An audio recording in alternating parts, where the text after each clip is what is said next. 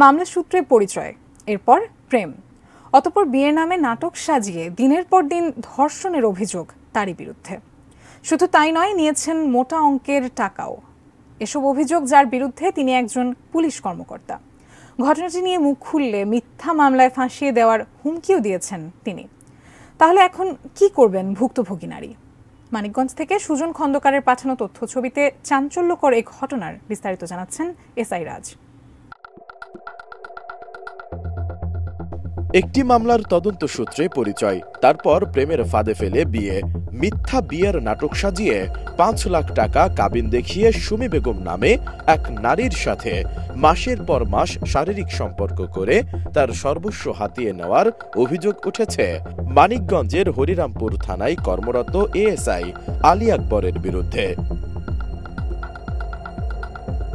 অবিশ্বাস্য হলেও সত্যি, এমনই এক নেক্কারজনক ঘটনা ঘটেছে মানিকগঞ্জ সদর উপজেলার ভাড়ারিয়া ইউনিয়নের ভাঙ্গাবাড়িয়া আশ্রয়ণ প্রকল্পে।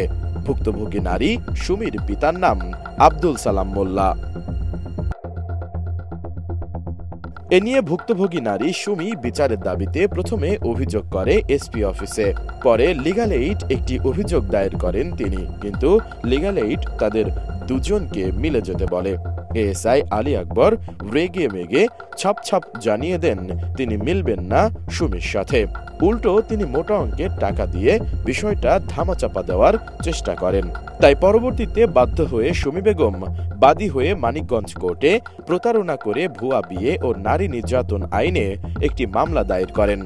আলী আকবরের সাথে আমার সাথে সম্পর্ক হয়েছে। আমার এক খালা ছিল, খালার একটা মামলায় তদন্ত হয়েছিল, সেখান থেকে আমার নাম্বারটা দিয়ে গেছিলো। সেখান থেকে নাম্বার দেওয়ার পরে আমি কথাবার্তা বলছি, কথাবার্তা বলার পরে সে আমাকে ভালোবাসার প্রবলন দেখাচ্ছে। প্রবলন দেখার পরে আমি তখন ভালোবাসছি আর কি। ভালোবাসার পরে ও আমার এখানে ওখানে নিয়ে যায়, ঘুরে নিয়ে যায়, আবার সে হোটেলে নিয়ে যায়, শারীরিক সম্পর্ক করে, অথচ আমার বিয়ে করে না। পরে আমি বললাম যে তুমি আমার যে বিয়ে করো না, তুমি আমার কাছ থেকে অক্টোবরের 10 তারিখে যে 2,20,000 টাকা নিয়েছাও, এই টাকাটাও আমার দাও না, আর তুমি বিয়ে করবে না, কিসের জন্য করবে না? তখন বললো যে বিয়ে আমি তোমার তো করবোই, তো বিয়ে করবো, কবে করবা? পরে সে নভেম্বরের 14 তারিখে রাত্রে একটা কাজী আর কি মুরব্বী, অনেক বয়স্ক, সে মুরব্বীরে নিয়ে এসে যে সুমি তুমি এটা সাইন করো, 5 লাখ টাকা কাবিনে তোমার আমি বিয়ে করলাম। তো 5 লাখ টাকা বিয়ে কাবিনে আমার বিয়ে করলো। তো সে আমার কাছে তো আসে না, অনেক রাত্রে, গভীর রাত্রে পলায় 1-8 ঘন্টা সময় কাটা দেয়। ওইভাবে কি আর দিন কাটবো আমার? তো মানুষের সামনে আমি বললাম যে মানুষের সামনে আমার মর্যাদা দাও, স্ত্রীর মর্যাদা দাও। কয় না, আমি পুলিশ কর্মকর্তা, আমার সমস্যা হবো, আমি যখন সময় হবো তখন আমি বলুম। ঘটনা শুরু 2 বছর আগে। একটি মামলার তদন্ত করতে ভাঙ্গাবাড়িয়া আশ্রয়ণ প্রকল্পে যান এএসআই আলী আকবর। তখন পরিচয় হয় সুমি বেগম নামে এক নারীর সাথে। ধীরে ধীরে পরিচয় থেকে রূপ নেয় প্রেমে। তারপর এএসআই আলী আকবর একাধিকবার তাকে ডেকে নিয়ে মানিকগঞ্জ জেলার আবাসিক হোটেলে শারীরিক সম্পর্ক করেন। পরে ভুক্তভোগী সুমি বেগম বিয়ের জন্য চাপ দিলে ভুয়া এক কাজী ডেকে এনে 5 লাখ টাকা কাবিন করে বিয়ে করার নাটক করেন এএসআই আলী আকবর। তারপর নিজের মায়ের চিকিৎসার কথা বলে সুমির কাছ থেকে হাতিয়ে নেন 2,20,000 টাকা। তুমি মানিকগঞ্জ আসো, কিসের জন্য মানিকগঞ্জ আসো? এখনই আসবা। তো আমি যাওয়ার পরে এখন বলে বিজয় মেলার মাঠে গেছি, তখন আমার বলে যে সুমি এটা বিয়ে না। কিসের জন্য বিয়ে না? 5 লাখ টাকা কাবিনে তুমি আমার বিয়ে করলে, তুমি আমার কাছে 2,20,000 টাকা নিলেও হাতিয়া, তাহলে কিসের জন্য আমার এই কথা বলো? কয় ওটা গিয়ে ভুয়া কাবিন নামা, ওটা সাজানো। আমি কি পুলিশ হয়ে তোমার বিয়ে করব?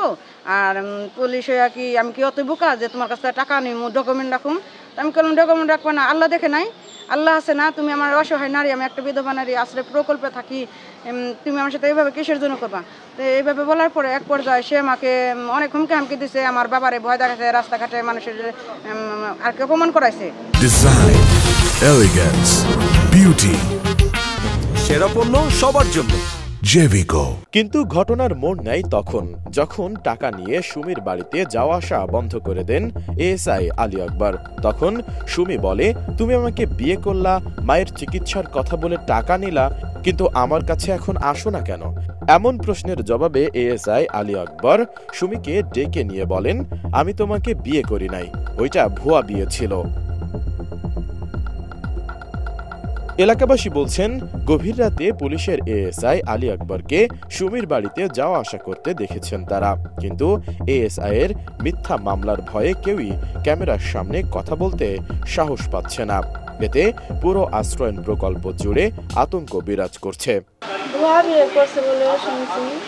আর ঘরে করার নাম করে তার মায়ের চিকিৎসার জন্য টাকা নিচ্ছে, টাকা নিয়ে মিথ্যা কথা বলে। পুলিশের সাথে তার এফআইআর ছিল, এই কথা বলতো, আবার নাকি ওই টাকাও লেনদেন করছে নাকি, এগুলো কি আপার মুখে শুনছে। এর সাথে প্রথমে পরিচয় হয়, পরিচয় হওয়ার পর তার সাথে আন্তরিকভাবে সম্পর্ক জড়িয়ে যায়।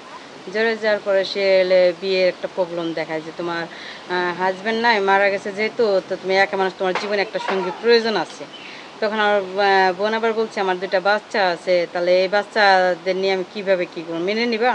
পরে সে বলছে হ্যাঁ তুমি অসুবিধা না, ছেলে তো বড় হলে তো যার যার মতনই করবো, অসুবিধা না, এদের দায়িত্ব আমি নেব। এই কথা বলার পরে বিয়ের দেখায় মনে করেন এরকম সম্পর্ক একটা গভীরে চলে যায়। গভীরে যাওয়ার পরে তার মনে করেন বিয়ে করে। অন্যদিকে ভুক্তভোগী নারী সুমি বলেন, মামলা উঠিয়ে নেওয়ার জন্য তাকে বারবার মুঠোফোনে হুমকি দিচ্ছে এএসআই আলী আকবর। মামলা না উঠালে পুরো পরিবারকে মিথ্যা মামলায় ফাঁসিয়ে দেওয়া হবে বলে জানান তিনি। বলছে যে আমি মামলা করছি উঠায় নিবার জন্য।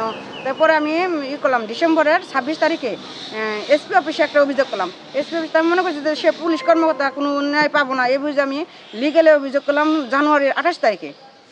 28 তারিখে অভিযোগ করলাম, তো লিগেলে ও হাজির হয়েছিল, আমিও গেছিলাম, 2 জন গেছিলাম, করছি। হ্যাঁ, ও আমার টাকাতে মিট করতে চায়। আমার তো টাকার প্রয়োজন, আমার স্বামীর প্রয়োজন, কারণ আমি টাকাকে ভালোবাসি না, আমি স্বামীকে ভালোবাসি। আমারও বিয়ে করছে, আমি স্ত্রী মর্যাদা পাইতে চাই। কিন্তু এ বিষয়ে এএসআই আলী আকবরের সাথে মুঠোফোনে কথা হলে তিনি এটিএন নিউজকে বলেন, নিউজ করেন, কোনো সমস্যা নেই, এই কথা বলে ফোনটি কেটে দেন তিনি। তারপর বারবার তাকে ফোন দেওয়া হলেও তিনি ফোন রিসিভ করেননি। আমরা একটা প্রতিবেদন করতেছি, তো আপনি করেন, অসুবিধা নেই। এ নিয়ে মানিকগঞ্জ কোর্টে একটি মামলা দায়ের হওয়ার পর মামলাটি তদন্তের জন্য কোর্ট জেলা পিবিআইকে দায়িত্ব দেয়। পরে পিবিআই এর এসপি MKH জাহাঙ্গীর হোসেনের সাথে মুঠোফোনে কথা হলে তিনি জানান, আমরা বিষয়টা তদন্ত করছি। আমরা তদন্ত রিপোর্ট যখন করা হবে তখন এটা আপনারা জানতে পারবেন আসলে কি পাওয়া যাচ্ছে।